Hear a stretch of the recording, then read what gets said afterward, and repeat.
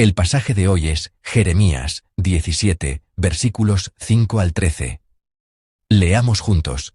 Así ha dicho Jehová, maldito el varón que confía en el hombre, y pone carne por su brazo, y su corazón se aparta de Jehová. Será como la retama en el desierto, y no verá cuando viene el bien, sino que morará en los sequedales en el desierto, en tierra despoblada y deshabitada. Bendito el varón que confía en Jehová, y cuya confianza es Jehová. Porque será como el árbol plantado junto a las aguas, que junto a la corriente echará sus raíces, y no verá cuando viene el calor, sino que su hoja estará verde. Y en el año de sequía no se fatigará, ni dejará de dar fruto. Engañoso es el corazón más que todas las cosas, y perverso. ¿Quién lo conocerá? Yo Jehová, que escudriño la mente, que pruebo el corazón, para dar a cada uno según su camino, según el fruto de sus obras. Como la perdiz que cubre lo que no puso, es el que injustamente amontona riquezas. En la mitad de sus días las dejará, y en su postrimería será insensato. Trono de gloria, excelso desde el principio, es el lugar de nuestro santuario. Oh Jehová, esperanza de Israel, todos los que te dejan serán avergonzados. Y los que se apartan de mí serán escritos en el polvo, porque dejaron a Jehová, manantial de aguas vivas. Amén. Al leer el pasaje de hoy, naturalmente viene a nuestra mente un poema. Es el Salmo 1. ¿Cómo comienza el Salmo 1? Comienza así. Bienaventurado el varón. Comienza con estas palabras. Bienaventurado el varón que no anduvo en consejo de malos. ¿Es este el texto del Salmo 1 o el pasaje de Jeremías 17 que acabamos de leer? Ambos pasajes usan la expresión árbol plantado junto a las aguas, y por eso transmiten una sensación muy parecida. En varios lugares, la Biblia repite expresiones semejantes. En términos de nuestra fe, podríamos decir que repite las mismas verdades. Para decirlo con un lenguaje teológico un poco más técnico, en vez de discutir cuál de los dos libros se escribió primero, podemos considerar que tanto Salmos como Jeremías emplean imágenes de una misma tradición de sabiduría. El contenido que comparten ambos pasajes es este: aquello en lo que una persona echa raíces determina su vida. El mundo nos dice que debemos tener más capacidad, más contactos, más bienes y más experiencia, y que debemos acumular todas esas cosas. Nos dice que sólo así nuestra vida estará asegurada y será cómoda y tranquila. Pero hoy Dios hace una pregunta diferente. ¿En quién estás confiando? Jeremías compara a dos personas, la que confía en el ser humano y la que confía en Dios. La persona que confía en el ser humano y la persona que confía en Dios. Por fuera, quizá la diferencia no sea muy visible. Puede parecer que viven de manera semejante, pero con el paso del tiempo la diferencia se hace evidente según aquello en lo que cada una depositaba su seguridad. Nuestra vida toma rumbos diferentes de acuerdo con aquello que hemos convertido en nuestro apoyo y seguridad. Veamos primero los versículos 5 y 6 del pasaje de hoy. Dios comienza con una declaración contundente. Salvo por las palabras introductorias al principio del versículo 5, podemos entender lo que sigue como la palabra de Dios. El versículo 5 dice: Maldito el varón que confía en el hombre, y pone carne por su brazo, y su corazón se aparta de Jehová. Aquí, confía en el hombre, no quiere decir que nunca debamos confiar en las personas. Confiar en nuestros padres, en nuestro cónyuge, y unos en otros, como diáconos, diaconisas, ancianos y hermanos en la fe, forma parte de las relaciones que Dios nos ha concedido. El problema surge cuando, en lugar de Dios, nos aferramos a las personas. El pasaje lo expresa con las palabras, pone carne por su brazo. La Biblia señala que el problema es convertir nuestra propia capacidad, experiencia, bienes, contactos y poder en aquello en lo que ponemos nuestra seguridad y nuestro sostén para la vida. Un comentario lo explica como una vida que confía en la fuerza y el poder de la carne y de la sangre. Es una advertencia contra vivir confiando en nuestros parientes, en el poder, en nuestra propia fuerza y en la autoridad que poseemos. Pero ¿cuál es el resultado de vivir así? El versículo 6 dice: será como la retama en el desierto.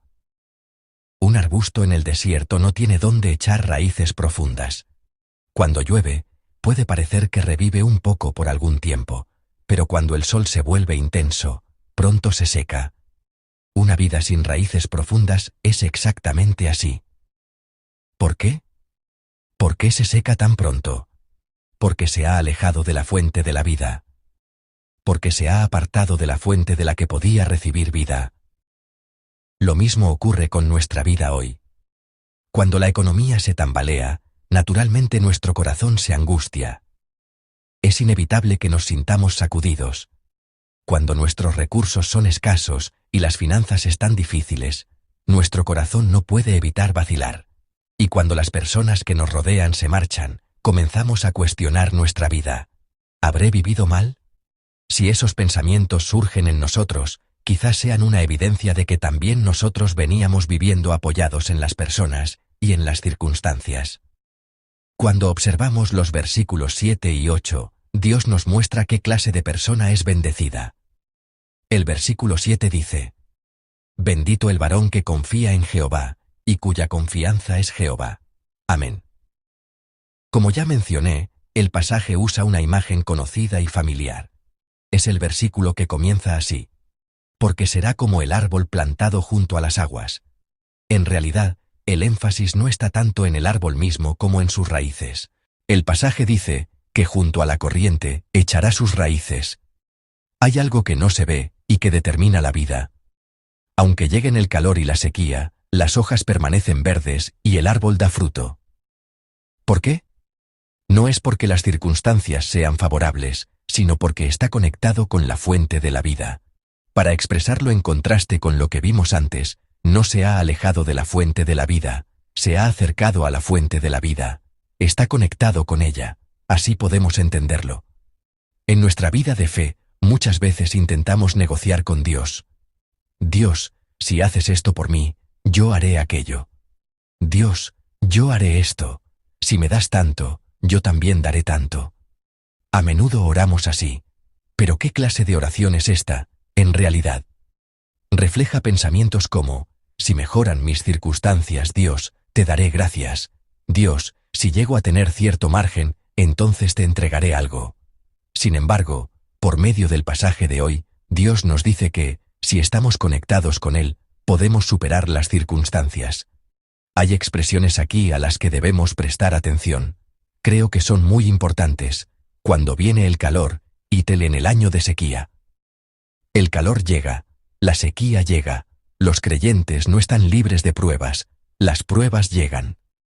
El pasaje de hoy no dice que delante del creyente solo habrá un camino de flores, que todo el futuro será prometedor ni que avanzará sin encontrar obstáculos. Dice que llegan el calor y la sequía, y que llegan las pruebas y los sufrimientos. Lo importante es esto: esas pruebas, tribulaciones y aflicciones no pueden extinguir la vida. El pasaje afirma claramente que no pueden poner fin a esa vida.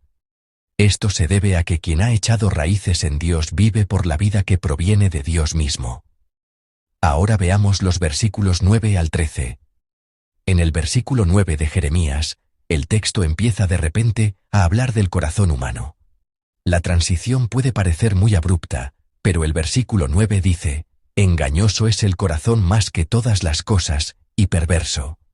Aquí, la palabra engañoso no significa simplemente ser bueno para mentir. Ustedes conocen al personaje bíblico Jacob. Jacob. La palabra hebrea que se usa aquí es Jacob, y proviene de la misma raíz que el nombre Jacob. Jacob. Significa que el corazón humano es tan sutil y astuto que puede engañar no solo a otras personas, sino incluso a sí mismo. Por eso esta palabra se traduce como engañoso. En el texto hebreo, el término traducido aquí como perverso tampoco significa simplemente débil. Describe una condición tan grave y compleja que la persona no puede sanarla por sí misma. Por eso la Biblia pregunta: ¿quién lo conocerá? El ser humano ni siquiera conoce plenamente su propio corazón. Como dice un proverbio coreano, podemos conocer 10 brazas de profundidad en el agua, pero no conocemos ni una braza del corazón humano. Por eso, Muchas veces pensamos, estoy confiando en Dios. Pero cuando realmente llega la dificultad, las primeras cosas a las que acudimos suelen ser el dinero, las personas, nuestra experiencia y nuestra capacidad. Solo entonces queda al descubierto dónde había echado raíces nuestro corazón. Por eso Dios continúa diciendo en el versículo 10: Yo Jehová, que escudriño la mente, que pruebo el corazón. Aunque el ser humano ni siquiera se conoce a sí mismo con precisión, llegamos a comprender que Dios examina nuestros pensamientos más profundos, nuestras motivaciones y nuestras inclinaciones. Dios mira el corazón más que los resultados. El versículo 11 declara que las riquezas obtenidas por medios injustos no duran. Finalmente, los versículos 12 y 13 conducen a la confesión de fe de Jeremías. Trono de gloria, excelso desde el principio, es el lugar de nuestro santuario. Al escuchar estas palabras, el pasaje parece un poema. Muchos salmos se desarrollan de esta manera.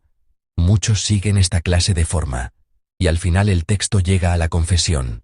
Trono de gloria, excelso desde el principio, es el lugar de nuestro santuario. Aunque la nación se derrumbaba, el pueblo estaba bajo juicio, y el propio Jeremías sufría persecución, él confesaba que el trono de Dios no podía ser sacudido. Al final, Jeremías se dirige a Dios con palabras que en verdad encienden mi corazón.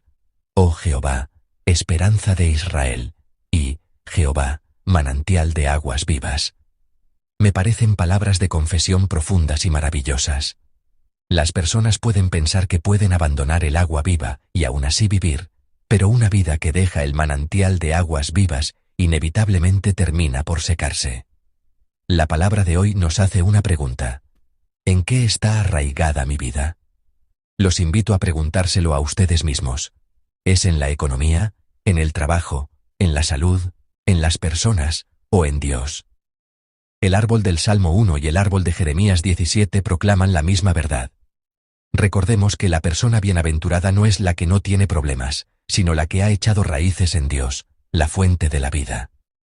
Podemos seguir dando fruto cuando llegan el calor y la sequía, no simplemente porque hayamos tenido suerte, sino porque Dios nos suministra vida sin cesar. También hoy el mundo nos dirá que confiemos en lo que podemos ver. Pero el pueblo de Dios vive confiando en Dios, a quien no vemos, pero en quien podemos confiar con absoluta certeza. Que todos nosotros echemos raíces profundas en Dios, el manantial de aguas vivas, y avancemos en una vida que siempre dé fruto como el árbol plantado junto a las aguas. Los bendigo en el nombre del Señor.